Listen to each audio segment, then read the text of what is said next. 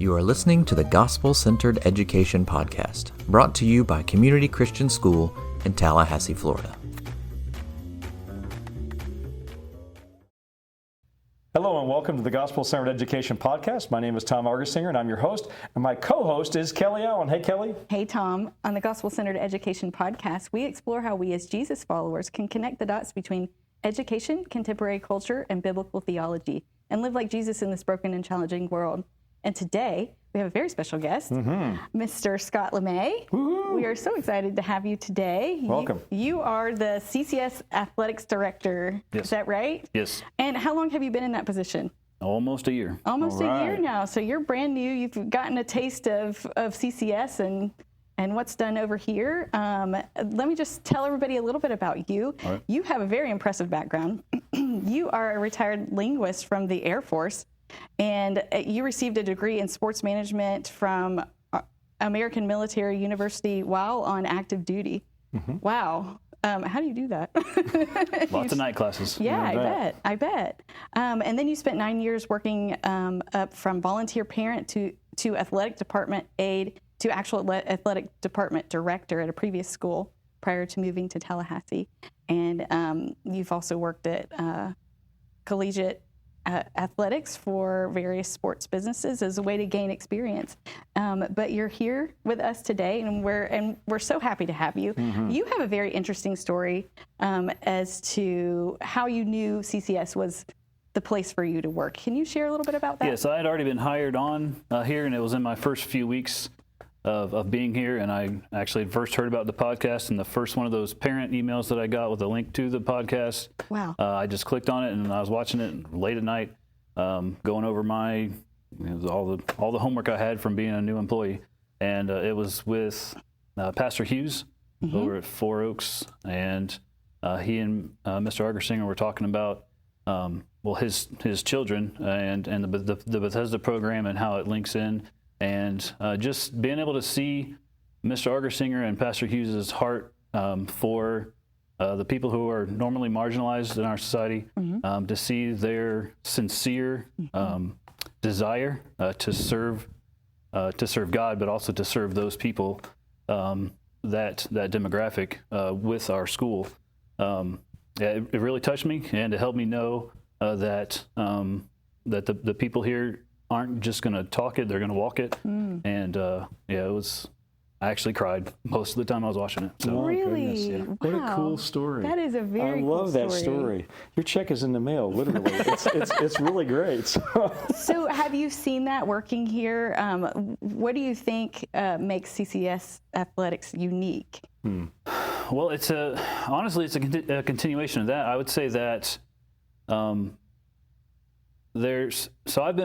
I attended 3 different Christian schools growing up, all smaller than this one. And I've been a part of other Christian schools also on the adult side and parent or whatever. And this school, more than any other that I've been a part of, really practices what they preach as far as focusing on being Christ-centered in everything that they do, and making sure that above all else that shines. Sports especially is very, very easy to offer platitudes as far as we want to serve Christ or put a Bible verse on your warm-up shirt or whatever. But then when the whistle blows and the game starts, you can see all kinds of behavior that's very much not Christian. And then that also a lot of times can lead into the parent administration. When parents get involved, or when adults get involved with other parents, adults with other adults. A lot of times when you add sports to that, Christianity becomes something that we can do in other parts of our life. It gets complicated. Yes. It can get complicated. And I, unfortunately, I used to be one of those type of adults, that Christianity was secondary to fandom. And I'm happy to say that I've taken my licks with that, and God showed me a better way. So I'm happy now to be here and to be with other people who also have the correct understanding and the correct placement of priority of where sports should be. I mean, you just said that so beautifully, but we need to we just remind the audience that actually before we went on air, he really summed all of that by saying CCS is legit. And so that you got to make sure that word gets out there, because that's a great explanation. I love it. It really is. It is a great explanation. Yeah. It's just it's super. So how would you talk about, Scott, the state of the current state of the athletic program at CCS? Well, a lot of times when you see it all levels of professional sports, when a new person comes in to be in charge of whatever it is, a sports team or a college program or something, it's because the previous person left it in not such a good state.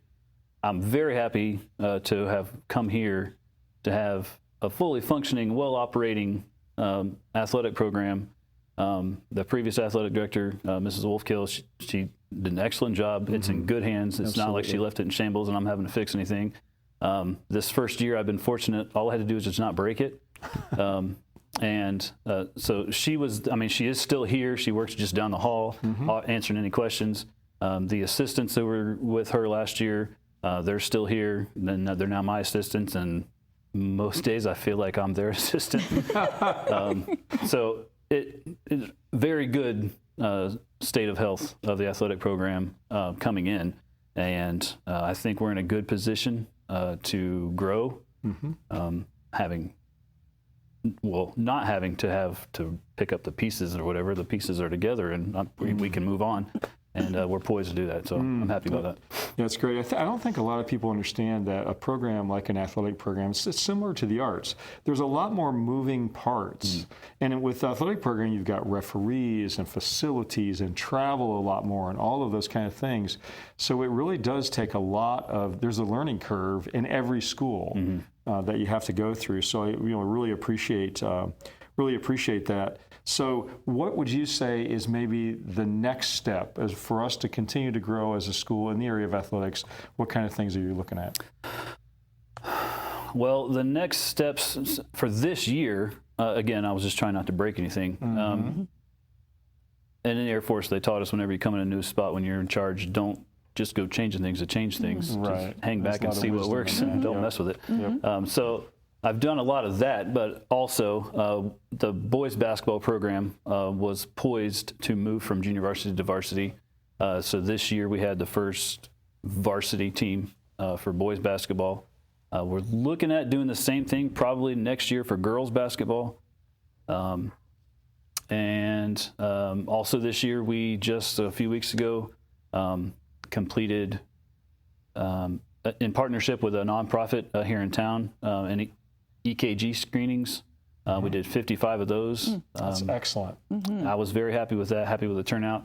I was a little nervous at the beginning, but there was a late push of registration. So I think that was both a good enough turnout that can warrant doing it again next year. And then also it was enough that after next year, maybe we can just do it every other year and just keep it all, keep it up to date. And just real quick for the audience members that may not be connected too much to athletics, one of the reasons that's so important is because there have been some challenges in that area with athletes, going down with basic cardiac kind of issues, and this is one way to help prevent that. Yes, there was even one in the Tallahassee area just a couple months ago. Okay, yep. So And you're providing it for the high schoolers, not necessarily if they're athletic or... Yes, anyone can do it. Yeah, great point. We opened it up 6th through 12th. Next year we might actually do 5th through 12th. The organization does 10 years old and up. I just did middle school, high school this year, but our 5th grade teacher said that she thinks it's really good and would like to jump on board with it. So excellent. We can do that. Yeah, good. And so anything else as far as growth goes that you'd like to bring up today, just as far as next steps, maybe at least what we're hoping for? Yeah, I'd like to hear, what are your long-term goals? Long-term goals are to dominate every sport we play. That's a good goal. I love that. Yeah. In a Christ-like way. Yes. I mean, and I can get that. It makes sense to me somehow. Yes. So we want to be good at what we do because that's honoring to the Lord. Yes. One of the things that I have really held on to that I've heard you say a lot is that we need to be excellent and need to be the best that we can be. I think in many ways and I don't even know all the ins and outs because, again, it's only my first year and I still don't know all the kids' names. But it seems to me that everywhere that I turn, the school really is doing things purposeful and to the best that they can, or at least the best they can right now, given other parameters. But there is really a focus here at CCS to do things the right way, to do them on purpose, and not just let things happen. And so I feel like the sports program is in the same position now that other programs have been, set up for success, for growth. Of course, we need a gym. Everyone who drives down knows we need a gym. And the gym would be not just for the sports that are in the gym, but the gym is a focal point for all of athletics. If you go into other high schools, you go into their gym, you can see that even the sports that aren't played in the gym, that's where the banners hang. So it's the hub of athletics, of an athletics program of school. I've heard somebody say that the gym is like where school spirit is born. Yes. Which is kind of an interesting way to look at it, right? Yes. Yeah. So that is on your list of long-term goals. We need a gym. I hope it's on the list of short-term goals. Okay. Yeah, I mean, it's a complex topic because obviously it's expensive and where we are and there's certain limitations. But I know from the standpoint of leadership of the school that is a very important issue. So it's not one that's being sidelined or marginalized. It's one that's actually is on the radar screen very clearly. It's one that when I talked to board members, when I was first meeting them, that was the first thing they said to me. Yes. Yeah. I would say, hi, I'm the athletic director. They say, hi, we know you need a gym. So, okay. Yeah, and We know. I think so it is about money, but really it's about it's a lot of prayer because there's a lot of hurdles that have to be overcome for that to happen. So, that's really terrific. So, and speaking of prayer, one of the conversations that Dr. Eller and I had talking about whether or not to add a certain sport, especially with parents whose kid plays a sport that we don't have, and it's been pretty much every sport that we don't have, there is a parent who wants us to have it. And I understand too. So what Dr. Eller and I had been talking about is, well, if we just pray about it and we pray for God's timing and not just sitting back and praying and that's all we're doing, but having that be the main component, when the time comes that God wants us to have program A, B, or C, or team A, B, or C, He will show us. And then He will provide. If we try to do it on our own, most likely it's going to fail. it's going to fail. Yeah. If we wait for His timing, then He's in charge of it, and then the success or failure is on Him, not us. Yeah, So, I love that, Scott. That's just so strong, and there's a sense in which the whole school, that's where we're operating, at this moment as we're working on a new master plan and everything, because things have to kind of come into focus to use wisdom and to move with wisdom forward. So you can be proactive, which is what you're saying, and also be prayerful at the same time. And I think that's what we're really trying to do. And part of that is saying, how do we keep everything we do Christ-centered? And so what would be some things from an athletic program standpoint that are kind of the hallmarks of a Christ-centered athletic program? well, number one is prayer. We had just talked about it, but prayer over even the small things. Even as far as there's a hole in a schedule. We have a certain date with an open date, and who do we put in there? Well, let's pray about it. That's right. And that way, when God sort of fills the hole in the schedule, well, then if something doesn't go right with it, well, it was God that did it anyway, so He must have a reason for why it didn't work. And all the pressure's off of me. Maybe other people won't see that, but and then prayer over the big stuff also. I think that one's a little bit more easy of an answer to give. Other ramifications of a truly Christ-centered sports program, and I actually heard it this year. A referee at a basketball game said that he likes reffing our games. I have been places where that's not the case.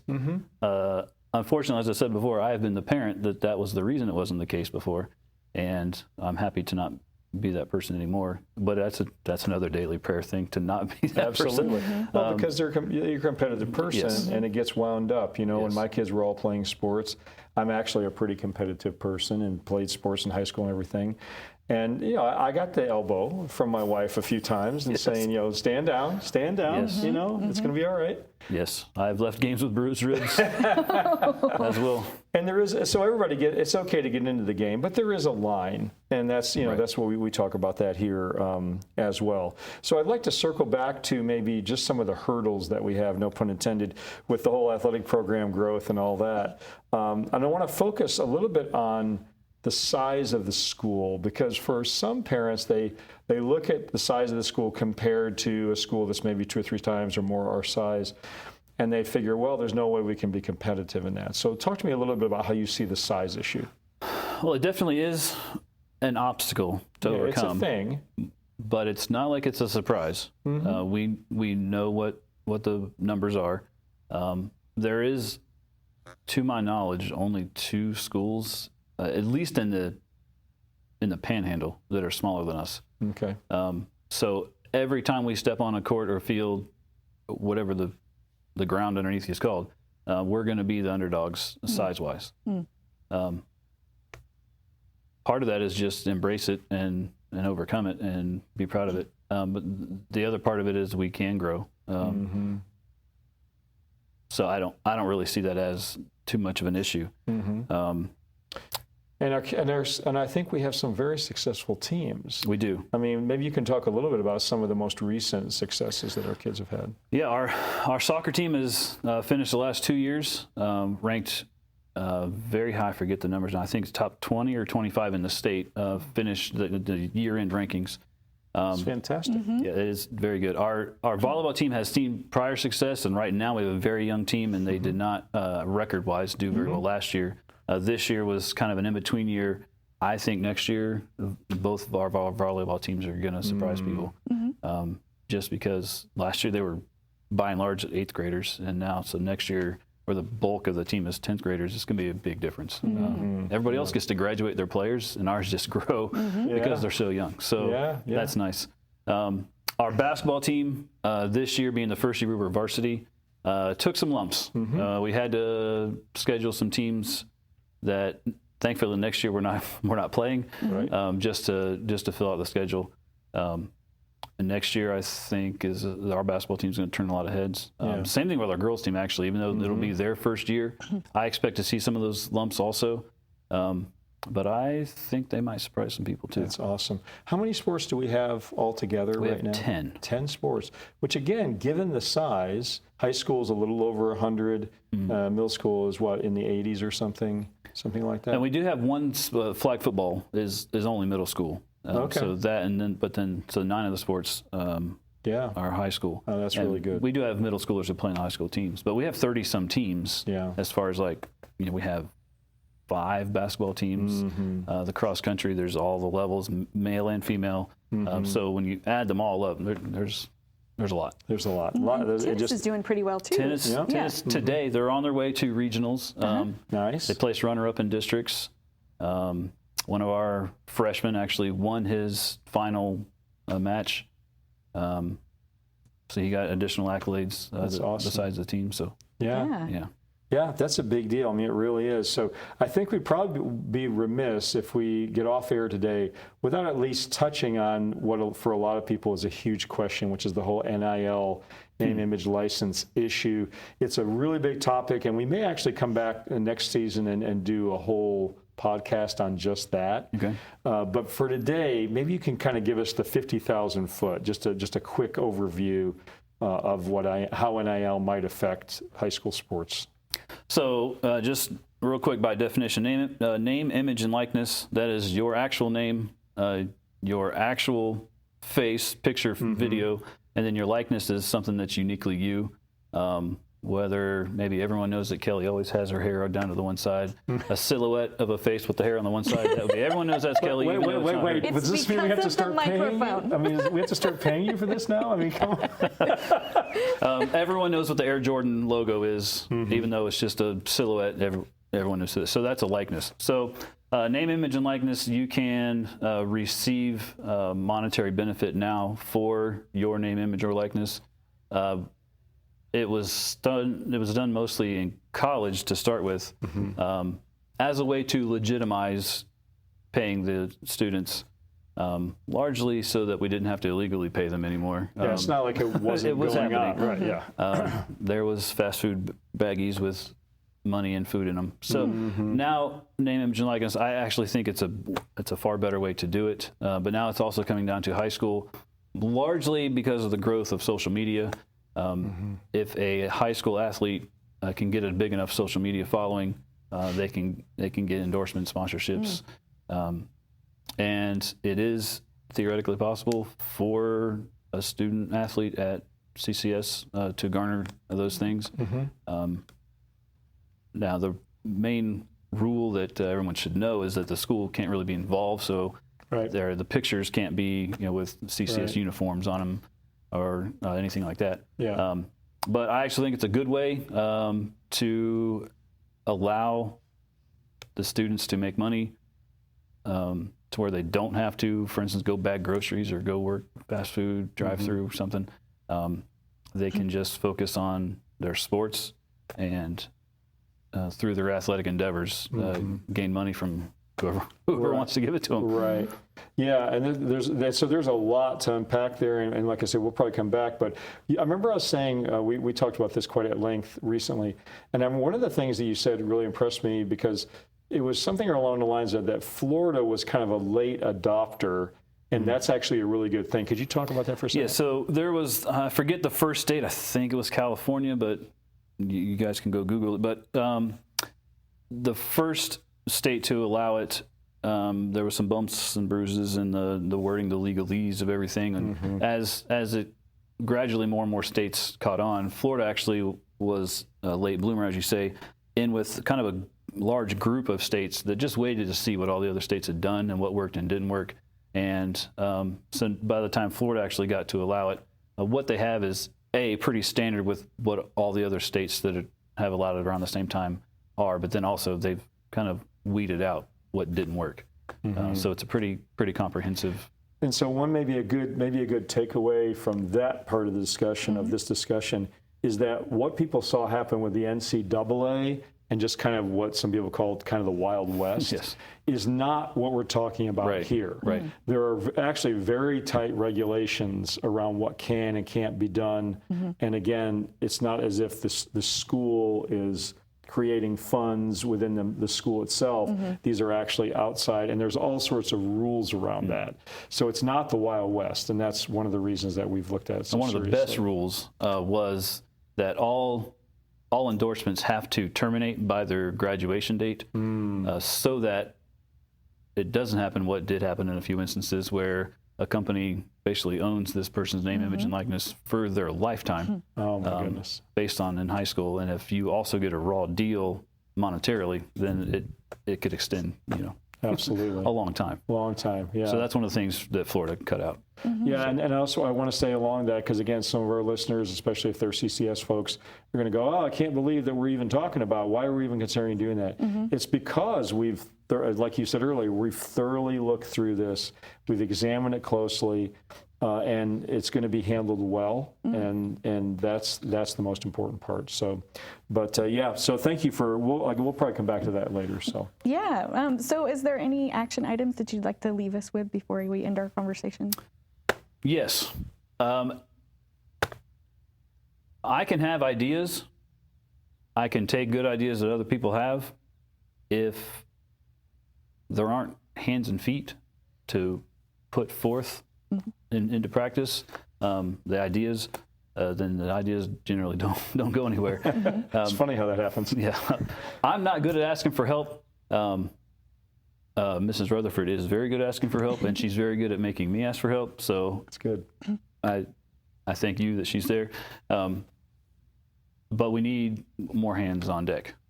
All this for any amount of growth that we need parent volunteers or even non-parent volunteers to step in and do more. Yeah, help make those things happen. Help my ideas. Like in which ways? For instance, basketball. As an athletic director, I have stuff to do during a basketball game. As a parent, I have other stuff to do. And this year and for the next, 4 years, I'll be a parent.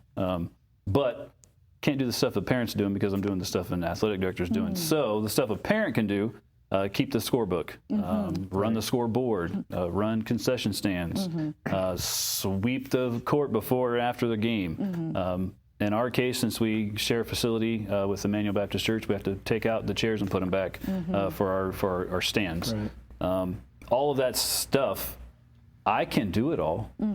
I would have even less hair every season than I have now. And it would take me hours, and I'd go home dead dog tired. And I will say that our parents do a good job of when they see a need, they fill the need. But there is always more to do. So if you're not doing something, you need come ask me. I can find stuff. Yes. And I want to say that Allison, my wife Allison, kept scorebook with volleyball for years, and she loved it. And it's a good way it's free admission. It's free admission because you're working. You're not right, and it's fun. She enjoyed getting to know the other people on the other teams and their representatives and all that. So that's a shout out, because it seems maybe a little overwhelming or whatever, but it's not that hard to teach. And once you get into it, it's kind of fun. Yeah, so it's a good thing. Well, man, thank you for taking time, because I know you are a busy guy, so thank you for taking time to come by and talk with us, because I have just loved getting to know you this year, and I say that totally truthfully. It's been great. I feel like you have a great vision for the athletic program here, and I'm so grateful that God's given you that, and grateful that you're choosing to try to work that out through this school, so through CCS. So thank you for that. Thank you. I appreciate that. And so we are so grateful also for you guys for tuning in and listening. We're so grateful for that. And remember, if you forget everything else that was said today, remember that Jesus Christ is Lord. Take care. Have a good day. Bye-bye. Thank you for listening to the Gospel Centered Education Podcast, brought to you by Community Christian School in Tallahassee, Florida. You can find us online at myccs.org.